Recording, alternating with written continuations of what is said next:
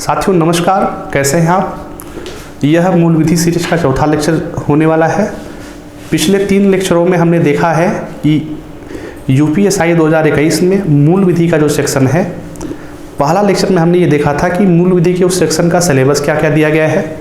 उस विषय में हम लोग पहले लेक्चर में चर्चा किए थे। अगर आपको सिलेबस नहीं पता है तो आप उस मूल विधि के पहले लेक्चर पर चले जाइए, सिलेबस देख लीजिए। दूसरे वीडियो में हमने ये देखा था कि प्रश्न जो है मूल विधि पर किस प्रकार से पूछे जाते हैं। क्या सारा धारा पूछा जाता है, धाराओं पर ही केंद्रित प्रश्न पूछा जाता है, या कॉन्सेप्चुअल पूछा जाता है। तो हम लोगों ने पाया यह था कि ज़्यादातर जो प्रश्न पूछे जाते हैं वो सीधे धारा पर केंद्रित न होकर के आईपीसी, सीआरपीसी, इन सब आदि मूल विधि के कॉन्सेप्चुअल समझ पर आधारित होते हैं। यानी हमारा जो पढ़ने का तरीका होगा वह कॉन्सेप्चुअल होगा, ठीक है ना। रटने के बजाय क्या होगा, उसकी समझ विकसित करने पर होगा। तीसरे लेक्चर में हमने जो है आईपीसी के परिचय के बारे में जाना था, दंड संहिता के परिचय के बारे में जाना था, और हमने आपको बताया था कि 1833 के चार्टर एक्ट में प्रावधान दिया गया था कि एक विधि आयोग की स्थापना की जाएगी। तो उस विधि आयोग की पहले विधि आयोग की स्थापना की गई थी सन 1834 में, जिसके अध्यक्ष थे लॉर्ड मैकाले। उसी विधि आयोग ने सन 1860 में भारतीय दंड संहिता का निर्माण किया था, जो बाद में चल करके जारी हो गया, ठीक है ना। तो आज जो है हम भारतीय दंड संहिता के धाराओं से शुरुआत करेंगे, प्रमुख धाराओं से शुरुआत करेंगे, जो बहुत ही महत्वपूर्ण है, बहुत ही इंपॉर्टेंट है। यहाँ ध्यान रखने योग्य बात यह है कि आईपीसी की समस्त धाराएं हमसे पूछी नहीं जाने वाली हैं।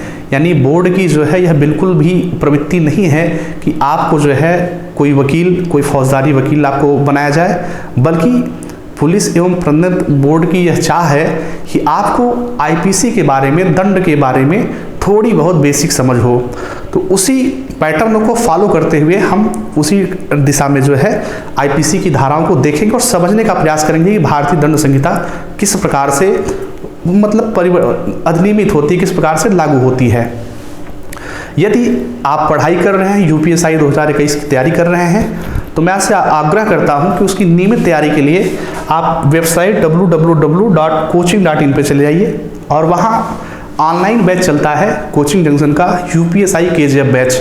इस बैच को आप परचेज कर लीजिए और अपने सिलेबस के चारों टॉपिक्स का अच्छे से जो है आप इसके साथ अध्ययन कर पाएंगे। और अगर आप प्रयागराज क्षेत्र से हैं तो मेरा आग्रह होगा, यूपीएसआई के लिए कोचिंग जंक्शन का प्रयागराज में ऑफलाइन सेंटर चल रहा है, अलोपी बाग के निकट है। वहां जाकर के आप ऑफलाइन मोड में भी पढ़ाई कर सकते हैं। अधिक जानकारी के लिए आप इस नंबर 9793371024 पर संपर्क कर सकते हैं। और अगर आपने अभी YouTube के इस चैनल को सब्सक्राइब नहीं किया है तो चैनल को सब्सक्राइब कर लीजिए, ताकि परीक्षोपयोगी जो भी तथ्य हों कोचिंग जंक्शन के द्वारा आपको समय समय पर मिलते रहें, ठीक है ना। तो शुरू करते हैं यूपीएसआई 2021 बैच के लिए मूल विधि के अंतर्गत भारतीय दंड संहिता से। भारतीय दंड संहिता की धारा 1 से अगर आप धारा 1 देखेंगे भारतीय दंड संहिता की, तो उसमें आप पाएंगे कि धारा 1 में जो है संहिता का नाम और प्रवर्तन के विस्तार के बारे में बताया गया है। तो संहिता का नाम तो आप जानते ही हैं कि यह जो संहिता है वह भारतीय दंड संहिता यानी इंडियन पीनल कोड कही जाएगी। उसे क्या कहा जाएगा, इंडियन पीनल कोड कहा जाएगा, ठीक है ना। और शॉर्ट फॉर्म में इसे कहते हैं आईपीसी, ठीक। शॉर्ट फॉर्म में इसे क्या कहते हैं, शॉर्ट फॉर्म में इसे कहते हैं आईपीसी। तो आपने जाना कि संहिता का नाम क्या है, संहिता का नाम है भारतीय दंड संहिता 1860। इसी धारा में उसके प्रवर्तन के विस्तार के बारे में बात की गई है कि यह जो है भारत के किन किन क्षेत्रों पर लागू होता है। तो अगर आप आईपीसी के सेक्शन को देखेंगे तो उसमें लिखा हुआ है कि आईपीसी संपूर्ण भारतवर्ष पर, और ब्रैकेट में लिखा हुआ करता था जम्मू कश्मीर को छोड़ करके, ठीक है ना, जम्मू कश्मीर को छोड़ करके संपूर्ण भारतवर्ष पर लागू होगा, ठीक है ना। लेकिन ध्यान देते योग्य बात यह है कि 5 अगस्त 2019 को जम्मू कश्मीर के संबंध में जो विशेष धारा थी 370 वो डाइल्यूट हो चुकी है, लगभग नलीफाइड की जा चुकी है। इसलिए अब भारतीय दंड संहिता का विस्तार संपूर्ण भारतवर्ष में है, इवन जम्मू कश्मीर में भी है, ठीक है ना। यानी इसके पहले, इस दंड संहिता के पहले जम्मू कश्मीर का अपना अलग संविधान था और वहाँ की अपनी अलग दंड संहिता भी थी, जिसे कहा जाता था रणवीर पीनल कोड। क्या कहा जाता था? Ranbir penal code. अब चूंकि धारा 370 को नलीफाइड कर दिया गया है, तो जम्मू कश्मीर के इस रणवीर पीनल कोड को भी लगभग नलीफाइड कर दिया गया है। यानी अब जम्मू कश्मीर पर भी भारतीय दंड संहिता ही लागू होती है। तो कुल मिलाकर के यदि आज की तिथि में आपसे पूछा जाए कि भारतीय दंड संहिता का विस्तार कहाँ कहाँ है, तो आप बताएंगे कि भारतीय दंड संहिता का विस्तार संपूर्ण भारतवर्ष में है, ठीक है ना। भारतीय दंड संहिता का विस्तार कहाँ है? संपूर्ण भारतवर्ष में है। मतलब पूरे भारत में आप कहीं भी इस संहिता के अंदर के कार्यों को करेंगे जिसमें यह इसके द्वारा बताया गया अपराध है, तो इसी संहिता के अनुसार आपको दंडित किया जाएगा, ठीक है ना। तो इस समय आईपीसी का जो लागू होने का क्षेत्र है वह क्या है? संपूर्ण भारतवर्ष है, ठीक ना। तो आपने जाना धारा 1 से कि भारतीय दंड संहिता इसका नाम है और उसके प्रवर्तन का विस्तार कहाँ तक है? संपूर्ण भारतवर्ष है। धारा 1 नहीं रटेंगे तब भी चल जाएगा, लेकिन इस बात को जानना आवश्यक है कि आईपीसी का जो लागू होने का क्षेत्र है वह संपूर्ण भारतवर्ष है, ठीक है ना। अगली धारा देखते हैं और अगला कॉन्सेप्ट आईपीसी का समझते हैं। धारा 2 लिखा गया है, धारा 2, धारा 3 और धारा 4, 3 धाराएं मैंने एक साथ लिखी हुई हैं। अगर आप क्रमबद्ध पढ़ेंगे तो धारा 2 कहती है भारत के भीतर किए गए अपराधों का दंड, ठीक है ना।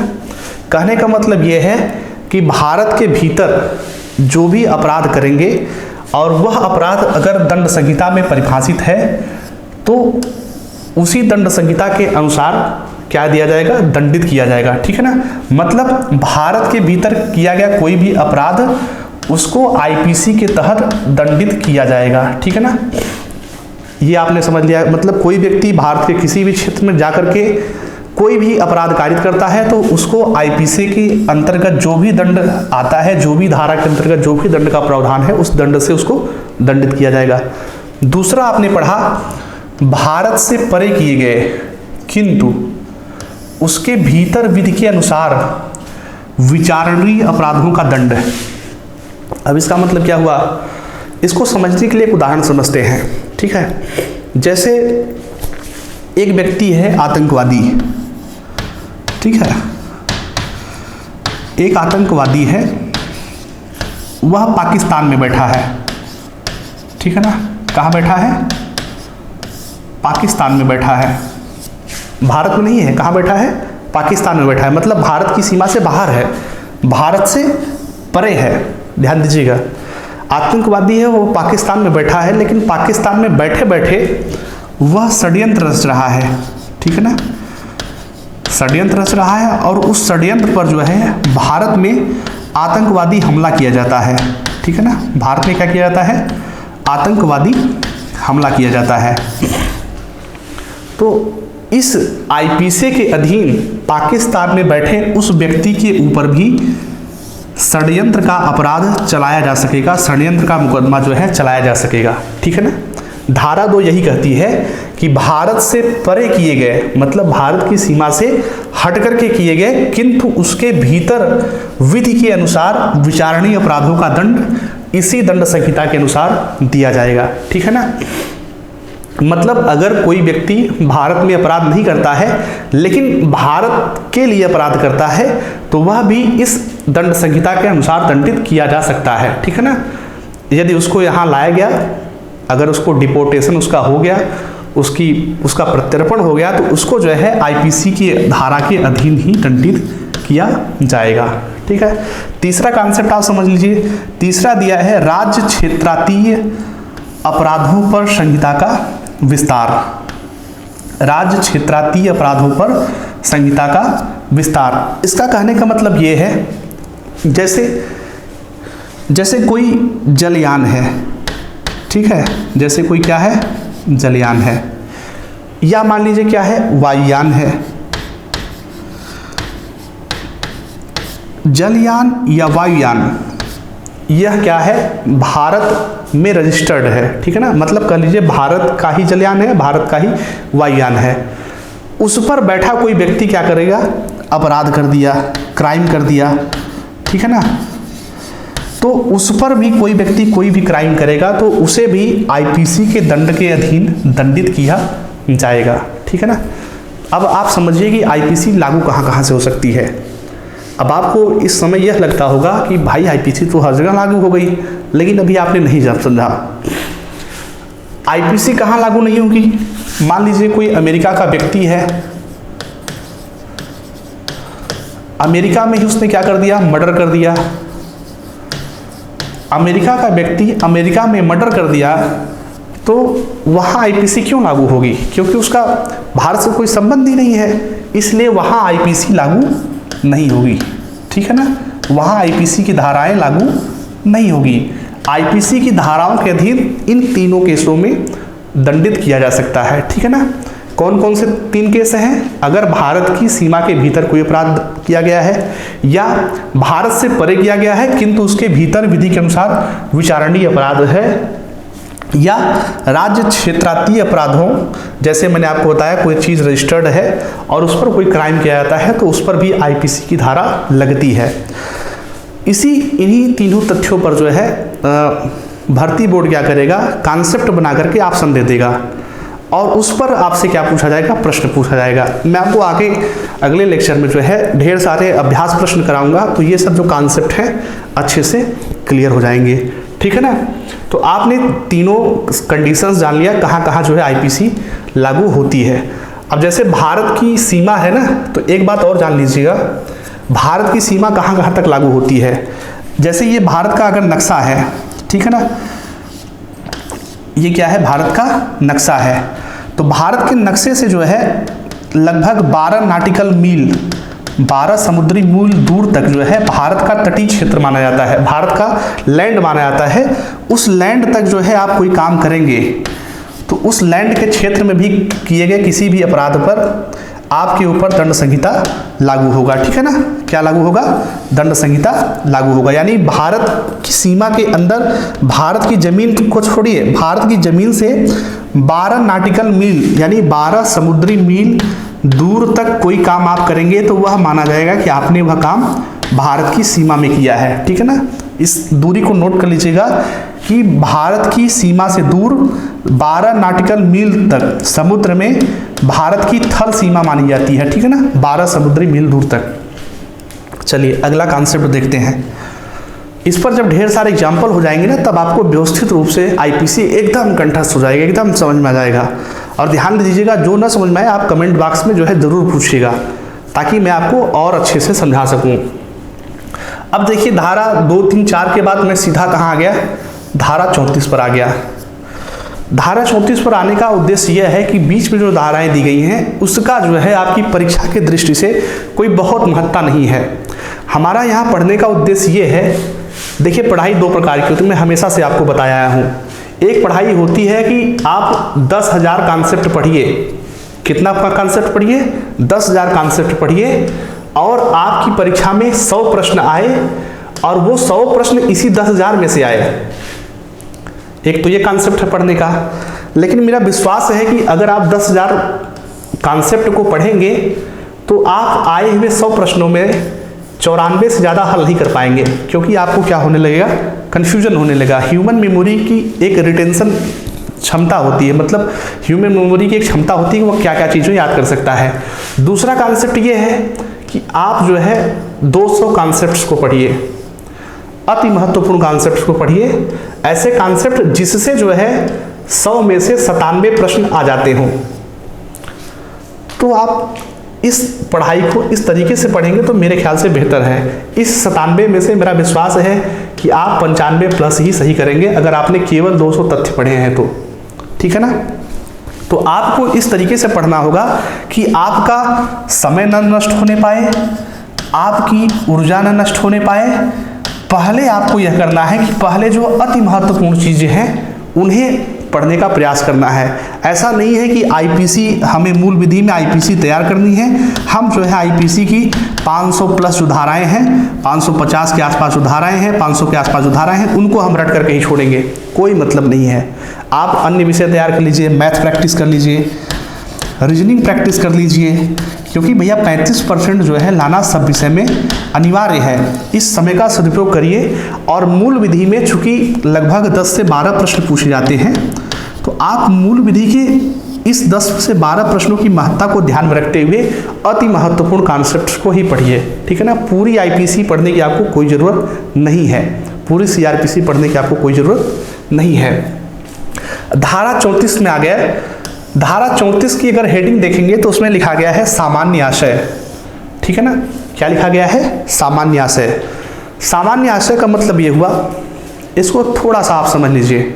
जैसे आप 4 लोग हैं, ठीक है, चारों लोगों का इरादा यह है कि हम चलेंगे और इस व्यक्ति का जो है घर तोड़ करके लूट कर लेंगे, जितना सामान है पूरा लूट लेंगे।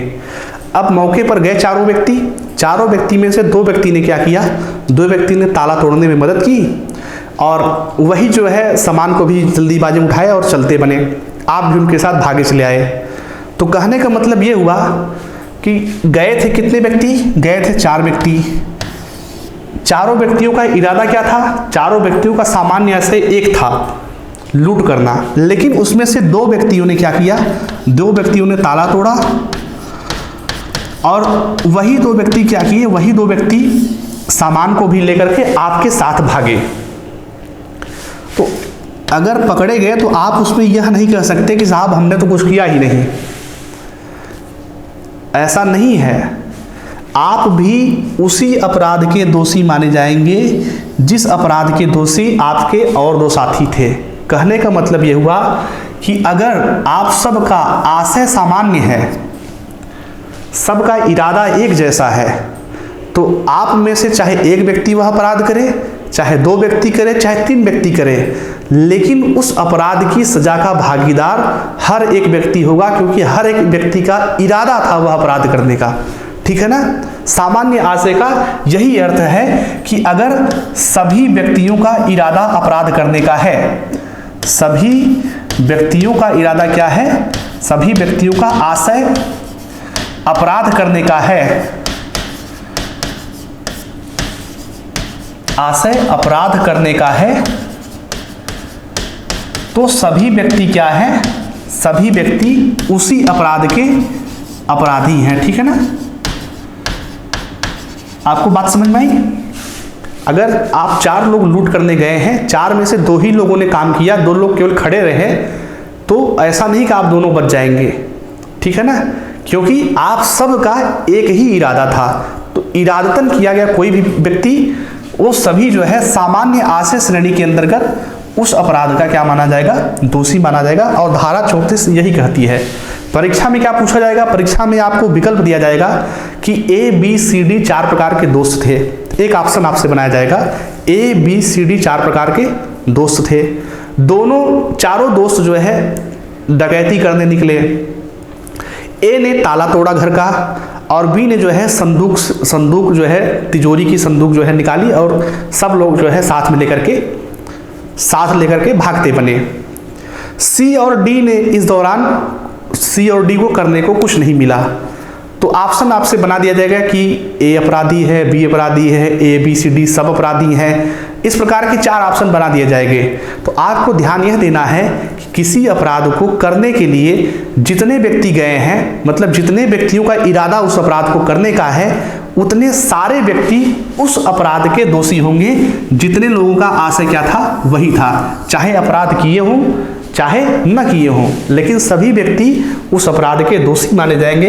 यही धारा 34 आईपीसी की कहती है। सामान्य आशय का यही अर्थ है, ठीक है ना। अगर सबका इरादा एक है तो सबको उसी अपराध की सजा मिलेगी, भले ही उसमें से किसी व्यक्ति ने अपराध किया हो और आपको करने का मौका न मिला हो, तो आप जो है अपराध न किए हो, आपने वह कार्य न किया हो, लेकिन आप उस अपराध के दोषी होंगे। यह धारा 34 कहती है। धारा 37 क्या कहती है? धारा 37 कहती है किसी अपराध को गठित करने वाले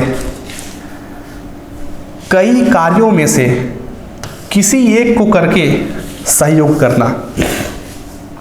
अब ध्यान दीजिए, जैसे करना क्या है, करना है मर्डर, ठीक है ना, करना क्या है, मर्डर करना है। अब आपने क्या किया, आपने जो है,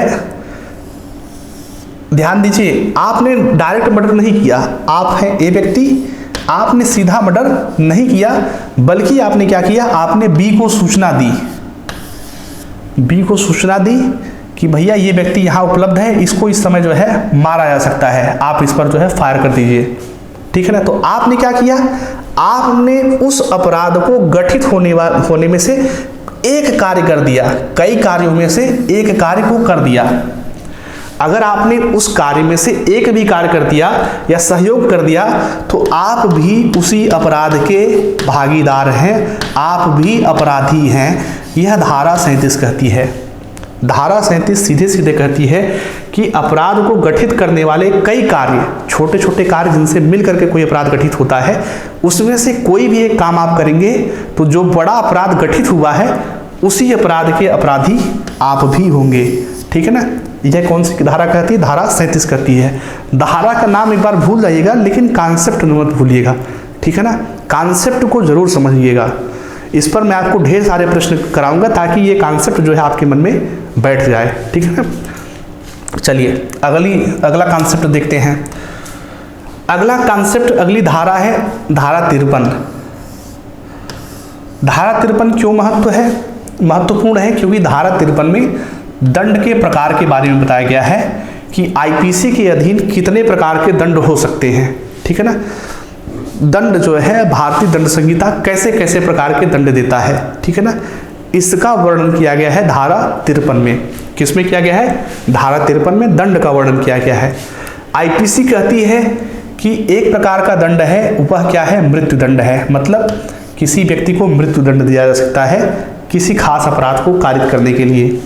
दूसरा दंड है आजीवन कारावास। तीसरा दंड है कारावास, और कारावास में दो प्रकार का दंड है, एक सामान्य कारावास है और दूसरा क्या है, कठोर श्रम के साथ कारावास। मतलब आपको डेली पर डे जो है कुछ काम भी कराया जाएगा, उसके साथ जो है आपको कारावास की सजा दी जाएगी, ठीक है ना, सश्रम कारावास और सामान्य कारावास। चौथा जो दंड है वह है संपत्ति का समापहरण। संपत्ति का समापहरण करने का मतलब ये हुआ कि जैसे आपका कोई घर है उसकी जब्ती कर ली जाएगी। अगर कोई आपने ऐसा अपराध कर लिया या आपने किसी अपराध से जो है वह संपत्ति बनाई है तो उस संपत्ति का समापहरण किया जा सकता है, यह भी एक प्रकार का दंड है। पांचवा जो दंड है वह है जुर्माना। किसी अपराध के लिए आप पर जुर्माना भी लगाया जा सकता है, आपसे उस अपराध के बदले कुछ हर्जाना जो है जमा कराया जा सकता है। तो इस समय भारतीय दंड संहिता के अधीन कुल 5 प्रकार के दंड जो है प्रचलित हैं, ठीक है ना। कितने प्रकार के दंड प्रचलित हैं, 5 प्रकार के दंड प्रचलित हैं। इन 5 प्रकार के दंडों से आप परिचित हो जाइए। कहीं परीक्षा में आपको प्रश्न पूछ लिया जाए, विकल्प दे दिया जाए कि कौन कौन सा दंड दिया जा सकता है, तो आप गलती न कर बैठें। कितने प्रकार के दंड आईपीसी ने बताया है, मृत्यु दंड, आजीवन कारावास, कारावास में 2 भाग हैं, सामान्य कारावास और कठोर श्रम के साथ कारावास। चौथा है संपत्ति का समापहरण और 5वां है जुर्माना। इतने प्रकार के दंड से आईपीसी किसी व्यक्ति को दंडित कर सकती है अगर किसी ने क्या किया हो, आईपीसी में प्रचलित कोई अपराध कारित किया हो, ठीक है। एक है धारा 54। धारा 54 की हेडिंग है मृत्यु दंडादेश का लघुकरण।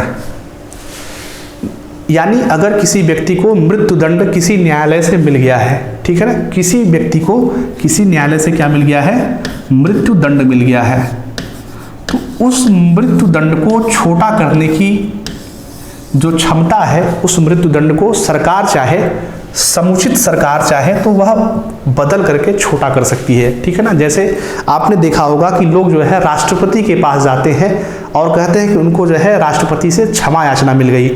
तो आईपीसी की धारा 54 बताती है कि अगर समुचित सरकार चाहे तो वह मृत्यु दंड का लघुकरण कर सकती है, मृत्यु दंड का लघुकरण कर सकती है। दंड कौन देता है, दंड न्यायालय देता है, और आईपीसी कहती है कि न्यायालय द्वारा दिए गए मृत्यु दंड का सरकार चाहे तो वह लघुकरण कर सकती है, ठीक है ना। जो राष्ट्रपति क्षमादान वगैरह देता है, वह सब जो है आईपीसी की धारा 54 से ही संबंधित है। ठीक है ना, किससे संबंधित है? धारा 54 के से ही संबंधित है। राष्ट्रपति के पास पावर है क्योंकि वह सरकार है। ठीक ना। समुचित सरकार का मतलब ये हुआ, समुचित सरकार यहाँ दिया गया है। समुचित सरकार का मतलब ये हुआ कि अगर केंद्र सरकार द्वारा कोई अपराध है, मतलब बताया गया अपराध है, तो उसे केंद्र सरकार माफ करेगी। अगर मान लीजिए राज्य का कोई विशेष कानून है और उस विशेष कानून के अंतर्गत, राज्य के विशेष कानून के अंतर्गत उस व्यक्ति को मृत्युदंड मिला हुआ है, तो उस संबंध में राज्य सरकार भी क्या कर सकती है? राज्य सरकार भी उस मृत्युदंड का दंडादेश कर सकती है, दंडादेश का लघुकरण कर सकती है। ठीक है ना। कुल मिलाकर के मृत्युदंड को छोटा करने का अधिकार किसे है? समुचित सरकार के पास अधिकार है। ठीक है ना। यानी आपसे अगर विकल्प में पूछा जाए, एक विकल्प दे दिया जाए कि एक ऐसा व्यक्ति है जिसे मृत्युदंड मिला हुआ है और वह राष्ट्रपति के पास गया, राष्ट्रपति ने उसके मृत्युदंड को बदल करके क्या कर दिया? आजीवन कारावास कर दिया। तो क्या राष्ट्रपति ऐसा आईपीसी के किसी धारा के अधीन कर सकता है? तो आप बताएंगे हाँ, वह कर सकता है, क्योंकि धारा 54 बताती है कि मृत्युदंडादेश का लघुकरण सरकार कर सकती है। धारा 57 कहती है कि आजीवन कारावास का मतलब होगा 20 वर्ष का कारावास। आजीवन कारावास का यह नहीं मतलब होगा कि आदमी जो है मर जाए तभी उसको जो है वहाँ से निकाला जाए। ठीक है ना। आजीवन कारावास का मतलब ये हुआ कि किसी व्यक्ति को अगर लगातार 20 वर्षों तक कारावास में रख दिया गया तो यह माना जाएगा कि उसने अपना पूरा जीवन जो है कारावास में बिता लिया गया है। 20 वर्ष कहने का मतलब ये हुआ कि अगर जैसे आपने 30 साल की उम्र में कोई अपराध कारित किया तो आपकी उम्र जो है लगभग 50 वर्ष हो जाएगी, तो कह लीजिए कि आपका संपूर्ण जीवन ही बीत गया। ठीक है ना। इसलिए आजीवन कारावास का मतलब होता है लगभग 20 वर्ष की सजा। ठीक ना। 20 वर्ष की सजा का मतलब क्या होता है? आजीवन कारावास। ठीक है ना। इस पॉइंट को भी नोट कर लीजिएगा, इस बात को भी जानते रहिएगा। किसी व्यक्ति को अगर आजीवन कारावास दिया गया है तो उसका मतलब ये है उस व्यक्ति को 20 साल से ज़्यादा समय तक जेल में नहीं रखा जा सकेगा।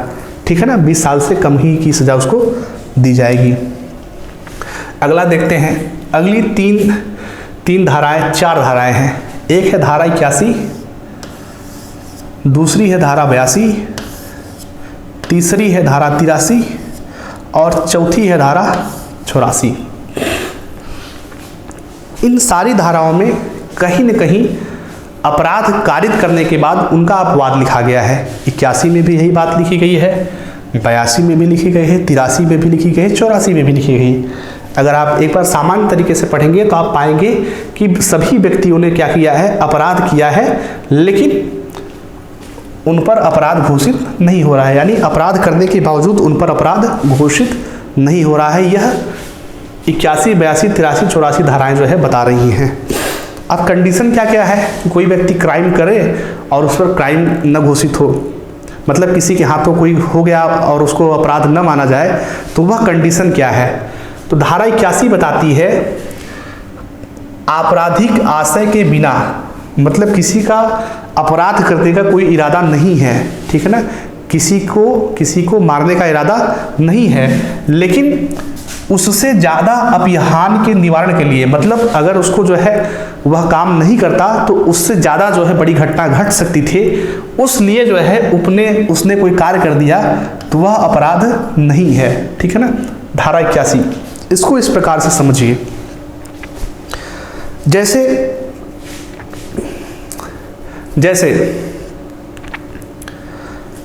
जो है आप यह समझिए कि कोई जो है साइकिल चालक जा रहा है। ठीक है।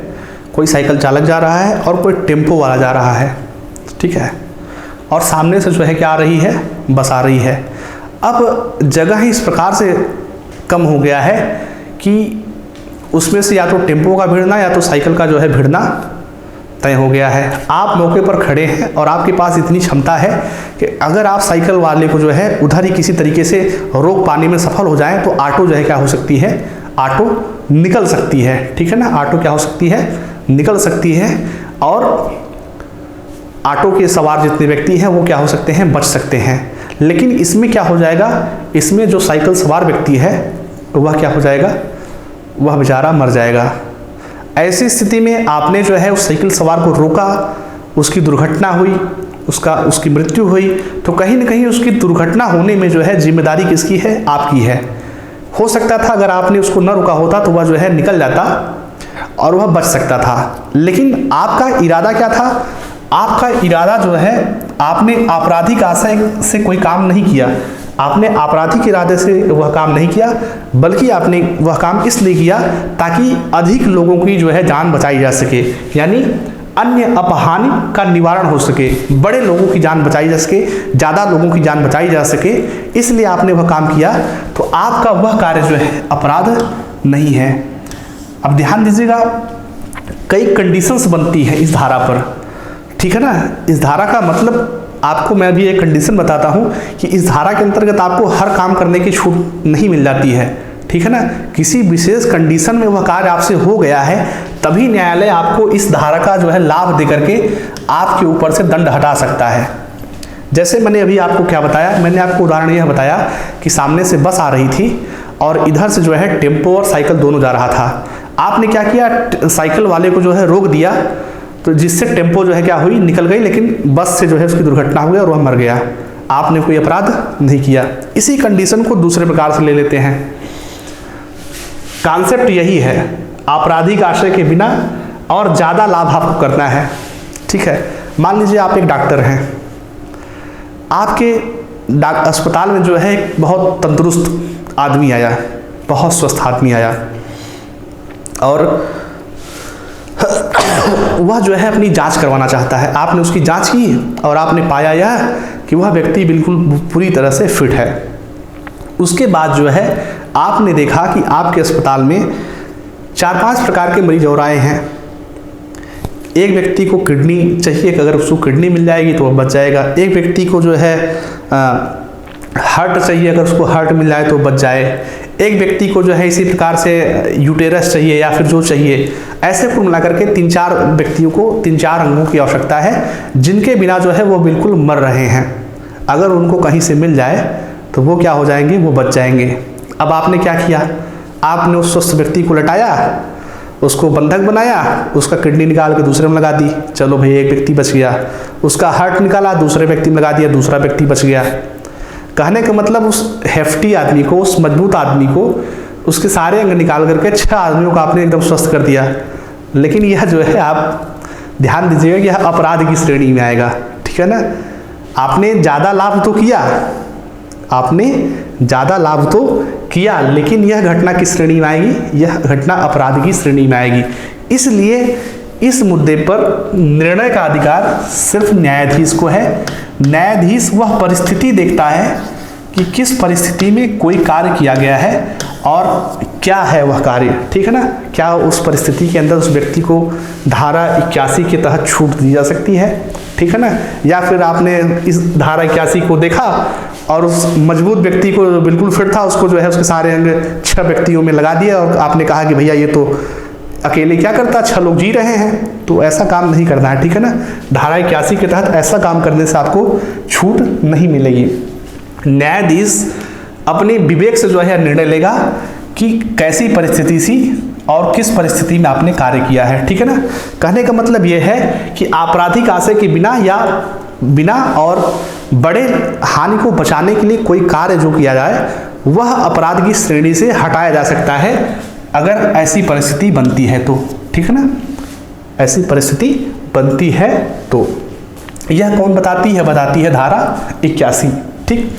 धारा 82 कहती है कि 7 वर्ष से कम आयु के शिशु द्वारा किया गया कोई भी कार्य अपराध नहीं है। सीधे 7 साल से कम का कोई भी बच्चा है, कुछ भी करते, मर्डर कर दे, कुछ भी करते, वह अपराध की श्रेणी में नहीं आता, क्योंकि यह माना जाता है कि 7 साल से आयु का कम बच्चा जो है इतना परिपक्व नहीं है कि वह अपराध करने का इरादा जो है बना सके। अपराध करने के लिए सबसे बड़ी जो बात है क्राइम की दुनिया में और न्यायालय की दुनिया में, वह इरादा। अपराध करने का अगर इरादा है आपका तो समझ लीजिए आपने वह अपराध किया है, ठीक ना।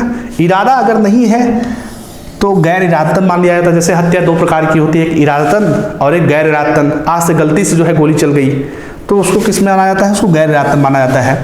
तो इसी प्रकार से 7 साल से कम का कोई भी बच्चा हो, कुछ भी काम कर दे, उसे अपराध नहीं माना जाएगा, उस पर कोई भी दंड नहीं दिया जाएगा। ठीक है ना। कौन सी धारा कहती है? धारा 82 बताती है। ठीक है ना। अभी मैंने पिछला जो उदाहरण दिया था, पिछले वीडियोस में मैंने आपको उदाहरण भी बताया था, उसमें एक विकल्प था कि एक 6 वर्ष का बालक है, उसने मार धाड़ की ढेर सारी फिल्में देखी हैं और उसको देख करके वह जो है एक बच्चे को धक्का दे देता है, जिससे वह बच्चा बुरी तरह घायल हो जाता है।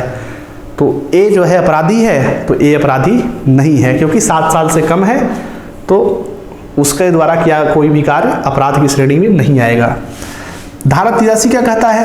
धारा 83 यही कहता है कि 7 साल से अगर बच्चा बड़ा है लेकिन 12 साल से छोटा है, ध्यान दीजिए, उसी चीज को यह और डिफाइन कर रहा है कि बच्चा 7 साल से बड़ा है, 12 साल से छोटा है, साथ ही अपरिपक्व शिशु है, मतलब मैच्योर नहीं है, तब उसे भी जो है इस चीज का लाभ दिया जा सकता है, उसके द्वारा भी किया गया कोई कार्य अपराध नहीं माना जा सकता है, बशर्ते वह क्या हो? अपरिपक्व हो। किसकी नज़र में? न्यायालय की नज़र में। ठीक है ना। 7 साल से बड़ा हो, 12 साल से कम हो, लेकिन क्या हो? अपरिपक्व हो, तो उसके द्वारा भी किया गया कोई कार्य अपराध की श्रेणी में नहीं आएगा। धारा 84 क्या कहती है? धारा 84 कहती है कि विकृत चित्त व्यक्ति, विकृत चित्त व्यक्ति का मतलब सीधा है पागल, पागल व्यक्ति द्वारा किया गया कोई भी कार्य अपराध नहीं होगा। इसीलिए आपने फिल्मों में देखा होगा कि ऐसे कई अपराधी हैं जिनको जबरदस्ती न्यायालय में पागल सिद्ध करने की कोशिश की जाती है। आपने कई फिल्में देखी होंगी, कई फिल्मों का उदाहरण आपके पास होगा जिसमें आपने देखा होगा कि जो मुख्य अपराधी है उसको जो है तमाम तरह के लोग लग करके यह साबित करने का प्रयास करते हैं कि यह तो जो है पागल था। इसलिए करते हैं कि ताकि उसको किसी अपराध की सजा न मिल पाए।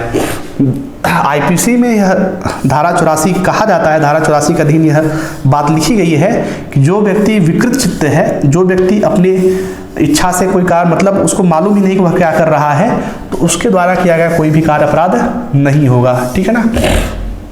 इसी प्रकार से और धाराएं हैं, जैसे आपने क्या किया, किसी व्यक्ति को जो है भांग खिला दिया, अब वो व्यक्ति गलती से भांग खिला दिया, जानबूझ करके नहीं, उस व्यक्ति की जानकारी में नहीं कि वह भांग खा रहा है और आपने उसको क्या कर दिया? भांग खिला दिया। अब भांग के नशे में जो है आकर के वह उत्पात मचा रहा था और किसी की जो है हत्या कर बैठता है, तो इस स्थिति में हत्या का जिम्मेदार वह व्यक्ति नहीं होगा, उसे हत्या के अपराध का दोषी नहीं माना जाएगा, क्योंकि जो है वह अपनी स्वस्थ मानसिकता में नहीं था। ठीक है ना। वह अपनी स्वस्थ मानसिकता में नहीं था, किसी ने उसको अनजाने में उसको भांग खिला दिया था।